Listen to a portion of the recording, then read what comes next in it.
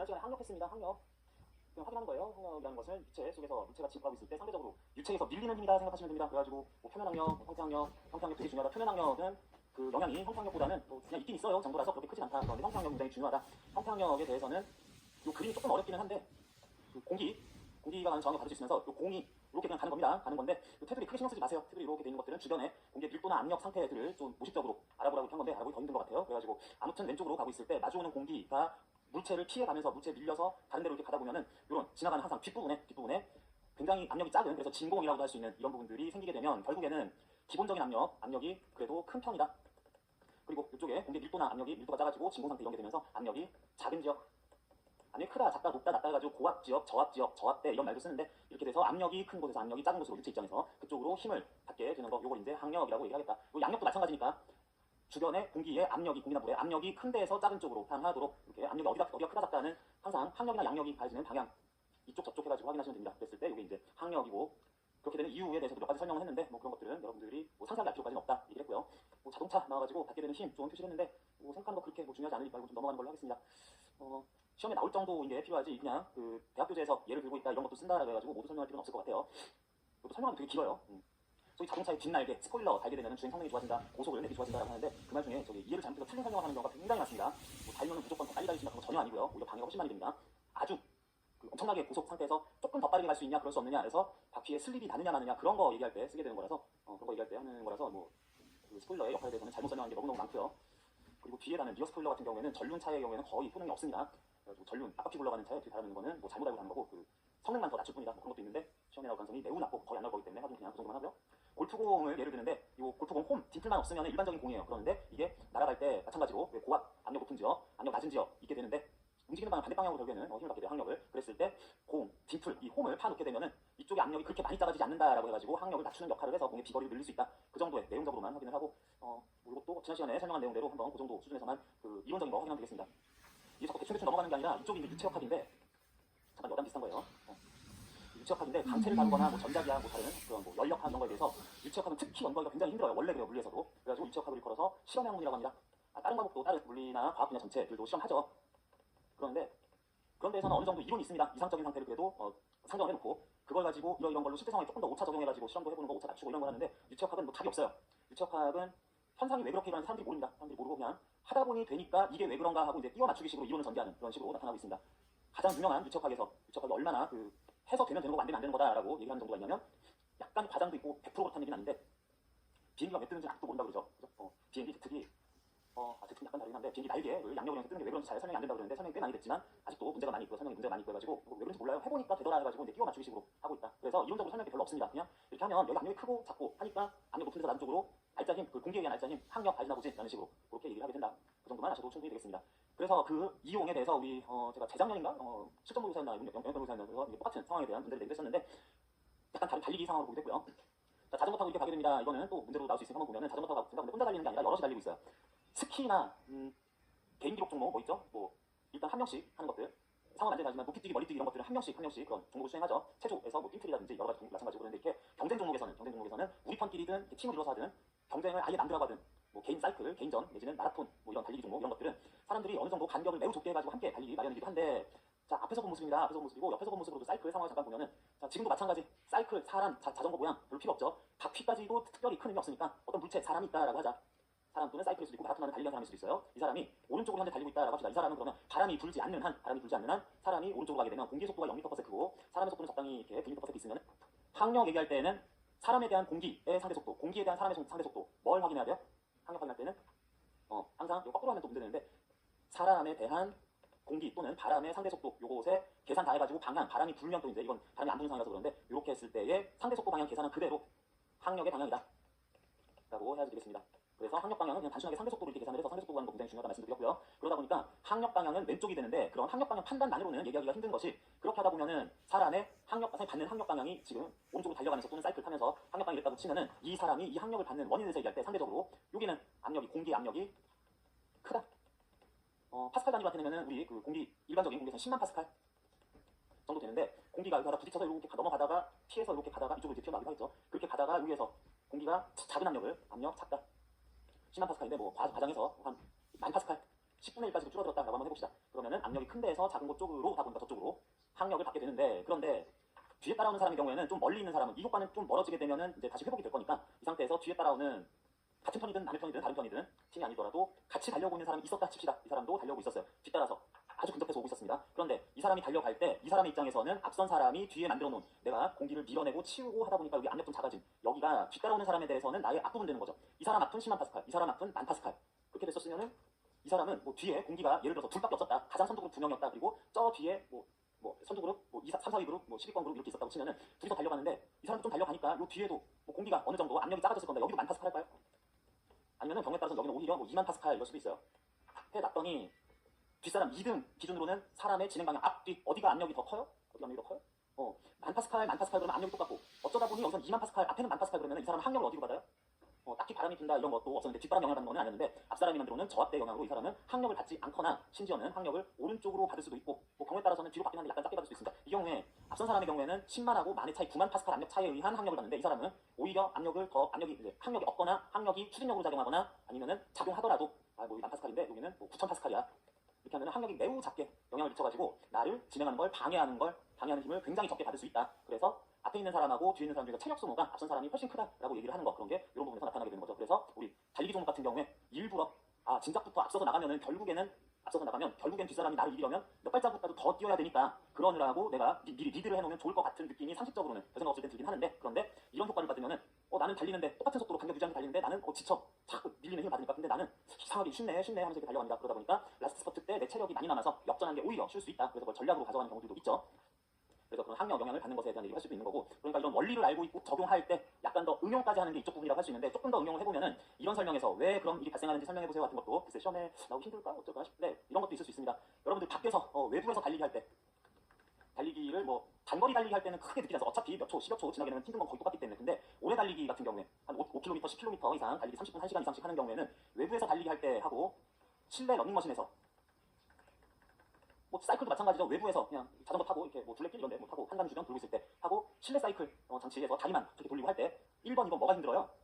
이게 속력계 속도계 나오니까 이 속도 맞춰가지고 운동해야지, 그 속도나 GPS 속도에 맞춰서 뛰어야지 이런 거 할 때 뭐가 힘들어요? 외부에서 달리기 훨씬 힘듭니다. 왜 그런가 생각을 해보면 외부에서 달리기 할 때는 뒷바람이 부는 경우는 제외하고 바람이 안 불 때 내가 달려가면은 그 바람에 항력을 받는데, 실내 사이클이나 러닝머신 제자리에서 달리는 트레드밀 같은 것들 뛸 때는 항력을 받을 이유가 아예 없죠. 내가 움직이지 않으니까 실내 공기의 상대 속도가 0이니까 다리의 근력만 이용하는 거지 항력을 극복해야 되는 일이 없어가지고, 마치 외부에서 혼자 달리기 할 때는 선두와 같은 항력 영향을 받는데 실내에서 이런 그 장치를 이용해서 운동을 할 때는 요거 뒷사람과 같은 효과, 항력 거의 안 받는 효과가 나타나기 때문에 이게 훨씬 힘들다 하는 것도 요 원리에 의해서 생각할 수 있겠습니다. 어떤 상황이 주어졌을 때 그런 상황이 발생하기 위해서 항상 그래서 먼저 생각해야 되는 거는 이 사람이 지금 받을 만한 힘이 뭐가 있나, 그러니까 그걸 뭐 극복을 하든 제동력으로 쓰이든 저항력으로 쓰이든 추진력으로 쓰이든 아니면 그런 것 때문에 내가 토크를 받든 하는 것들, 생각하는 것들 모두 시작점은 힘을 분석하는 거다라는 측면에서 이런 것들 문제 나와도 응용 가능하도록 해야 되겠다. 그래서 원리를 정확하게 이해하는 것이 응용된 문제를 푸는데 도움이 많이 되고요. 자, 그 얘기를 하는 것이 사이클 경기에서 다른 선수 뒤에, 앞선 선수 뒤에 밀착해서 한 50cm, 30cm 이 정도 되면은 그 영향을 제일 많이 받는데, 그러면 이제 달리 같은 경우에 다리 막 체이고 걸리고 그럴 수 있으니까, 그런데 1m 이상 떨어지게 되면 이 효과도 굉장히 많이 줄어든다. 거의 없어지는 수준이다라고 할 수 있고, 2m 넘어가면 이제 혼자 달리고 있는 것들이랑 마찬가지 되는 거고요. 그래서 선두주자 뒤에 저지역의 그런 낮은 압력이 뒷사람에게는 흡인력 같은 역할을 하게 된다. 일종의 흡인력 같은 역할을 하게 된다. 그래서 견인력으로서 뒷사람은 체력 소모가 없이 갈 수가 있다. 그래서 팀을 이뤘을 때는 뭐 3명 정도의 사이클 같은 경우에 이렇게 달리는데 얘가 체력 소모가 많으니까 나는 좀 뒤로 빠지고 자리 교체하면서 같이 가고 이런 것들도 볼 수 있겠습니다. 팀으로 하는 그 자전거 그 실내 사이클도 있고 빙상 종목도 있죠. 그런 경우도 다 이렇게 전략을 짜서 하고 있다는 거 보시면 되겠네요. 자, 그리고 조파항력 나오는데 조파항력은 이것도 그냥 읽고 넘어가기만 합니다. 조파항력은 서로 다른 유체 사이 경계면에서 발생하는 파장으로서 발생한 파동이다. 예를 들면 설명하자면 유체 속에 잠수한 물체에서는 영향을 주지 않고 수영 종목에서 작용되는 전체 항력에 큰 영향을 미치게 된다. 유체 사이 경계면이라고 그랬는데 수영할 때 유체 사이 경계면 뭐가 있어요? 자, 물은 당연히 생각할 수 있는데 또 다른 유체 뭐 있죠? 공기도 알고 보니까 유체예요. 우리가 그냥 있으려니 해서 몰랐는데 공기와 물이라는 액체하고 기체지만 어쨌든 둘 다 묶어서 유체 사이에, 그러니까 공기와 물 사이에, 그러니까 물 표면이라는 얘기죠. 거기에서 발생하는 그 물로 치면은 그 파도, 물살 이런 것들에 의해서 내가 받는 힘이 조파항력이다라고 해야 되겠습니다. 그러니까 물 속에 유체 속에 잠수하면 뭐 공기에서 잠수는 안 하죠. 물 속에 완전 잠수하면 내가 완전 물속에 들어있으면은 이 안에서는 여기저기 모두 물, 주변이 모두 물 해서 서로 다른 유체 경계면이 생기지 않기 때문에 잠수한 상태에서는 조파항력 그런 것들이 생기지 않는다. 속도가 매우 빠른 상황에서는 수영의 경우에는 작용하는 전체 항력 중에서 조파항력이 가장 크게 작용하기도 한다라고 하는데, 뭐 수영의 경우 이렇게 유체가 서로 분리된 것에서 발생하는 아주 특수한 경우니까 우리 일반적인 공기 중에서 하는 운동에서는 확인하기가 힘들겠네요. 그래서 이거 굉장히 크게 영향이 크다라고 하는 것도 하나 알아두시고, 조파항력의 크기는 뭐 여러 가지 뭐 동작 범위, 수영하는 현재 속도 등등에 의해서 결정된다. 참고만 하시면 되겠습니다. 이거 문제로 내기가 그냥 단독 문제, 개념 문제로 간단하게 내는 정도 말고는 나오기가 힘들어서 조파항력이 실제로 우리 시험에서 언급된 적도 거의 없습니다. 제 기억에는 없습니다. 아예 없어요. 근데 있을 수도 있으니까 이렇게 말씀드렸습니다. 자, 그래서 항력은 이렇게 공기 중에서 또는 유체 속에서 내가 나아가려고 할 때 상대적인 공기 또는 유체의 속도, 상대 속도를 계산했을 때 상대 속도의 방향이라고 할 것, 그 방향으로 그냥 내가 다 맞은 원리에 대해서 얘기할 때는 그 항력이 작용할 상황에서는 나의 앞뒤 부분에서, 발음을 맞는 부분에서 앞뒤라고 할 수 있는 부분에 압력차가 나타나기 때문이다 라는 정도로만 알고 계시면 되겠고요. 그런데 이제 다음으로 유체가 나에게 가는 중에서 양력이라는 게 있습니다. 제가 그 부력을 설명할 때 그 예시 용어로 공중 부양, 경기 부양이라는 말을 쓰면서 부자가 뜰 부자다라는 면이 있었는데 여기서도 쓰이던 양자예요. 이것도 띄울 양자 그래가지고 양력 그러면 이것도 뭔가를 띄우는 힘이라고 얘기하겠습니다. 근데 띄우는 힘인데 부력하고는 달라요. 부력은 그냥 유체 속에 있기만 하면 원래 받는 힘, 물 속에 들어갔으면 원래 물에 의해서 연직 방향 위쪽으로 원래 띄워주는, 올려주는 힘이라고 해야 되는데 양력은 항력 친구예요. 항력과 함께 나오게 된다. 그러면서 항력이 이 공기나 물이, 유체가 물체에 대해서 상대 속도를 가지고 있을 때 상대 속도 나란한 방향으로 그대로 가해진다. 그래서 이거 상대 속도 계산하면은 부나 방향 따졌을 때 그 방향이다라고 했을 수 있는데 양력은 항력 친구죠. 항력 친구면서 그래서 항력 발생할 상황에서 실제로 발생도 하며 양력은 요거에 서로 수직인 방향. 양력은 항력 구했다를 먼저 해야 됩니다. 항력 없으면 양력도 없어요. 항력을 방향을 구한 다음에 그에 대하여 수직인 방향으로 나타나게 된다. 그래서 항력 방향 결정하는 거 먼저 하고 양력 방향은 그 다음에 또 결정을 해야지 된다. 양력은 띄운다 그래서 리프팅 포스라고 해가지고 이런 상수 같은 거 쓸 때 여기 첨자 L도 붙이고 항력이 끄는 힘, 드래그 포스라고도 하고 그 해가지고 FD라고도 이렇게 썼었는데 여기 양력은 FL로 표시하는 경우가 자주 있습니다. 그러는데 여기서도 복잡한 공식이 나오면서 뭐 양력 계수 CL 값이 있고 컨스탄트 L 있고 유체 밀도 로 있고 양력 발생 표면적 아주 표면적 이런 것도 있고 상대 속도의 제곱을 또 하나 곱해야 된다 해가지고 식을 풀어서 쭉 써놨는데 뭐 대충 그렇구나 정도만 생각하시고 여기서도 마찬가지로 또 속도의 상대 속도의 유체 기본적으로 흘러가야 된다 그랬으니까 그래서 항력 발생할 때라 그랬으니까 이 물체에 대한 유체의 상대 속도의 제곱에 비례한다. 제곱에 비례하거나 그냥 정비례하는 속도의 수준도 있는데 일반적으로 제곱에 비례한다. 뭔가 빠르면은 되게 그 양력도 크게 받는구나 얘기하면 되겠습니다. 앞에는 그냥 뭐 그런 게 있나 보다 하고 이 식도 더 상세하게 쓸 수도 있어요. 변수로 미세 조정을 하는 그 변인에 따라서 속도가 빠르면 양력도 또 같이 크게 받는구나. 충격 크게 받으면 양력도 되게 크게 받는구나 하면 되겠습니다. 자, 그래서 양력은 리프팅 포스는 주변 유체 압력 차이로 발생하며 주변 유체 압력 차이로 발생하는 거 항력도 있었는데요. 그렇습니다. 원리가 똑같아요. 그 발생하는 근원적인 그 원인 현상이 똑같은데 그런데 운동 방향의 수직으로 작용한다라는 것이 이게 다르다. 항력은 운동 방향에 나란하게 진행 방향의 보통은 그 뒤쪽으로 제동력처럼 작용한다 그러면은 양력은 그것에 대해서 수직 방향으로 작용한다는 게 다른데 엄밀히 말하면 운동 방향이라 그러면은 조금 문제가 있죠. 어지간한 문제에서는 그 방향이 맞아요라고 할 수 있을 건데 항력도 마찬가지고 운동 방향이라 그러면 안 되면 뭐 방향 운동 방향 자체는 공기가 움직이지 않는다라는 전제하에 얘기하는 거고 운동하고 있는데 바람이 분다면 특히 하늘에서 이렇게 공중 동작하고 있을 때 바람이 위로 불 수도 있고 좀 아래로 불 수도 있고 옆으로 불 수도 있고 하는 것들이 또 방향이 달라지니까 운동 방향이라기보다는 유체의 사람에 대한 상대 속도 방향. 그러니까 유체가 나에게 있어서 어떤 바람이 부는 것처럼 느껴지느냐라는 것에 나란한 방향 항력, 수직인 방향 양력 하겠습니다. 그러면서 그 크기도 그 상대 속도의 바람의 속도의 제곱에 비례하는 거다. 그래서 물체, 사람의 절대 속도만 가지고 판단할 수는 원래는 없고요. 자, 그래서 이렇다라고 하고요. 자, 양력이라는 거 그래서 내가 움직일 때 보통 내가 수평 방향으로 움직일 때 그에 대한 수직 방향으로 띄우는 힘처럼 작용하는 경우가 많으니까 리프팅 포스, 띄우는 힘이다라고 하는데 오히려 나를 가라앉히는 힘으로 작용하기도 합니다. 그냥 그 대표적인 경우로서 뭐 띄우는 것으로 양력이라는 말만 만들었다라고 생각하면 되겠어요. 자, 그래서 크기는 그때그때 다를 수 있는데 방향은 결정하는 것을 알아야 되겠습니다. 그러는데요, 먼저 얘기할 것이 항력하고 양력은 동시에 작용한다고 그랬어요. 항력 방향이 있어야 그에 대한 수직 방향으로 작용을 하니까 항력이 없으면 항력 방향이 없으니까 그에 대한 수직 방향을 모르겠네 해가지고 양력 난 모르겠어요 하는 게 돼서 이거 실제로 가지도 않습니다. 그래서 한번 항력과 양력이 동시에 발생하는 상황이 되면은 양력 효율 지수라는 것도 구할 수 있다고 합니다. 시험에는 지금까지 나온 적은 없습니다. 그러는데 양력 효율 지수라고 하는 거는 뭔가 항력하고 양력의 비율일 것 같아요. 그래가지고 헷갈릴 수도 있는데 책에도 악력이라고 나왔어요. 여기 둘 다 못하네. 악력 아니고 양력입니다. 그래서 항력하고 양력에 대해서 양력이 얼마나 효율적인지 주인공이 되는 거기 때문에 야 나는 너보다 내가 얼마나 효율적이냐라고 이해를 하면은 항력에 비해서 양력이 얼마나 효율적이냐 그 비율의 크기가 몇 대 몇이냐 하는 걸로 나타나는 것을 항력분의 양력이라고. 이게 굉장히 단순한 건데 단순한 공식이고 단독으로 물어보기 전까지는 문제풀이에서 아예 안 씁니다. 아예 쓰이지 않기 때문에 이런 거 깜빡하면은 혹시 시험에서 나오면은 기억 안 나면 못 푸는 거고 뒤집어쓸지도 모르는 거니까 이렇게 쓰고요. 항력의 크기분의 양력의 크기예요. 둘은 방향이 서로 수직이기 때문에 항력 이쪽인데 양력 이쪽이다 하는 식으로 항력 이쪽인데 양력 이쪽이다 하는 식으로 서로 수직 방향이기 때문에 이거는 부호는 무시하고 이쪽 부 방향 부호로 나타내야지 하는 것도 무시하고 단위는 없습니다. 단위는 없는 무차원의 숫자다라고 얘기하고요. 그리고 그 교재에서나 실제로 있는 말이기도 하기 때문에 이거 자세각 이건 양각 아니에요. 이건 진짜 안각 맞습니다. 자세각, 안각, 공격각이라고 이렇게 얘기하는 게 있는데 공격각은 앵글 of attack 그래가지고 AOA 이렇게 쓰기도 해요. 그래서 엄밀하게 얘기하면은 그 자세각 장축과 수평면 자체의 각도 그러니까 물체가 진짜로 기울기가 얼마인가 하는 각도가 자세각이라고 하고 안각이라고 하는 거는 그런 자세각 그러니까 현재 물체가 기울어졌다면 기울어진 상태와 비행 경로 사이의 차이 그래가지고 기울어지긴 이렇게 기울어졌는데 현재 움직이는 비행 경로 같은 것은 이렇게 주제로 가거나 이 방향 그대로 가는 게 아니라 그보다 좀 더 훅 이렇게 빠르게 올라가거나 그럴 수 있어서 둘 사이의 각도 뭐 공격각이야말로 이제 유체가 흐르는 방향과 그 장축 그러니까 물체 자체 사이의 각도 이렇게 얘기를 하는데 여러분들은 이거 다 아실 필요가 별로 없습니다. 아실 필요가 없고 제일 중요한 거는 공격각이다. 공격각이다. 유체와 물체 사이의 각도, 그냥 이것만 중요하다. 원래는 나머지도 다 특히 안각에 대해서 좀 그 확인을 꼬박꼬박 하는 것도 맞기는 맞는데, 우리가 풀 문제에서 유체가 어지간하면은 공기가 움직이지 않는데, 공기 바람을 불지 않는데 물체만 움직인다든지 공이 날아간다 한다든지, 아니면 그 예시도 나오는데요.